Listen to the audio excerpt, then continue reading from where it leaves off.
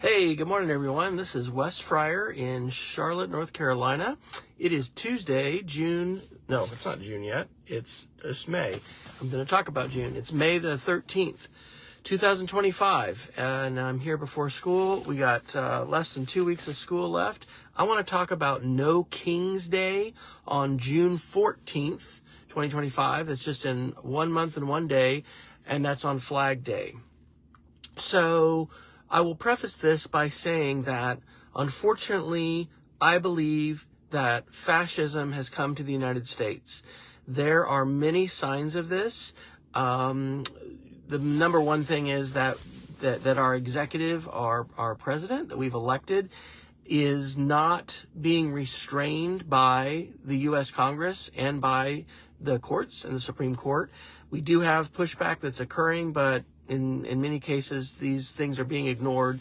Congress has really abdicated its responsibility to push back.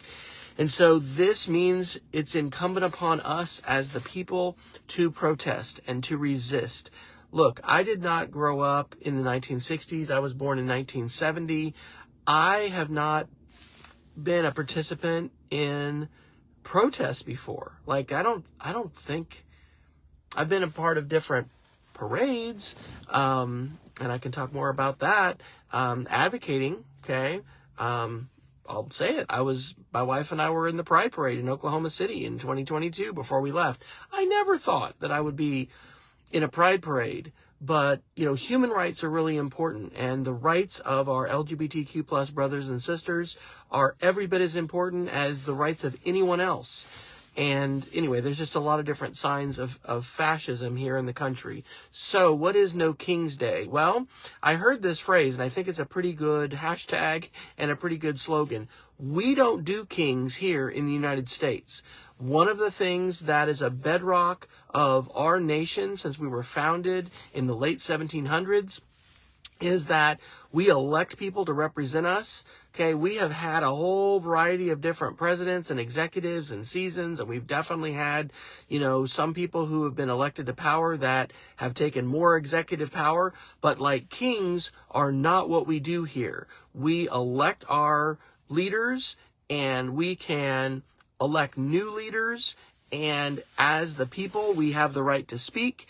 And one of the ways that we speak out is by organizing and peacefully protesting. So on this Flag Day, which is June the 14th, and by the way, I reject the takeover of the United States flag by extremist right groups. Okay, as an Eagle Scout, as a veteran, as a citizen, the flag has a lot of meaning for me, and I'm glad that we have Flag Day, and I'm glad that we have a symbol of our country and that we can celebrate patriotism. But patriotism does not mean blind loyalty to a single individual. Patriotism to me means fully embracing the responsibilities of citizenship. Citizenship involves rights as well as responsibilities, and one of the responsibilities we have as citizens is to act. Especially when we see people acting in illegal and unconstitutional ways. So this Flag Day on June 14th, our chief executive, unfortunately, is going to, spend millions of taxpayer dollars on a big parade that's going to involve, tanks and artillery. Think like Red Square in the Soviet Union and that whole projection of power that typically happens with the now Russian military and happened for years with the Soviet military.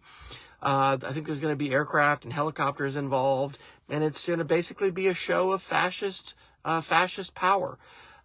We, the people, are going to respond and have our own events that are going to say we don't support kings in the United States. So you can just Google the website No Kings. I think it's nokings.org. I found this because of a new an organization that I just discovered this week called Indivisible Charlotte. Indivisible Charlotte.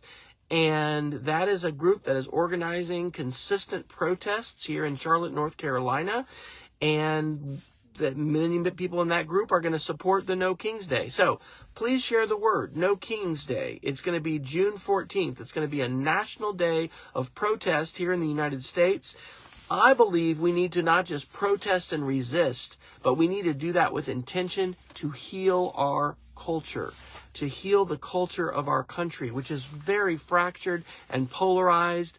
and some people would even say broken. But remember, what's amplified most in the media is the bad stuff. If it bleeds, it leads. And there are good things that are happening all around us, and we need to pitch in and help. That's the focus of the Heal Our Culture project. So you can go to the website healourculture.org to learn more about that. You can also go to the website Resist and Heal, which is resistandheal.com, or look for the hashtag Resist and Heal on social media platforms besides Twitter, X, and Truth Social. And you can look on Blue Sky or Mastodon or Threads and some of these other places. So I hope you have a wonderful day. I hope you will get involved. I hope you agree that here in the United States, we don't do kings. We don't suffer kings for our leaders, okay? We have elected leaders that have limited power, and they are accountable not only to the people, but to the other branches of government that we have. And No King's Day on June 14th, 2025 is an opportunity for us to speak with a loud voice together. And that is one of the important things that we need to do in this season. Maintain our hope, build community, and resist together. No kings here in the United States of America.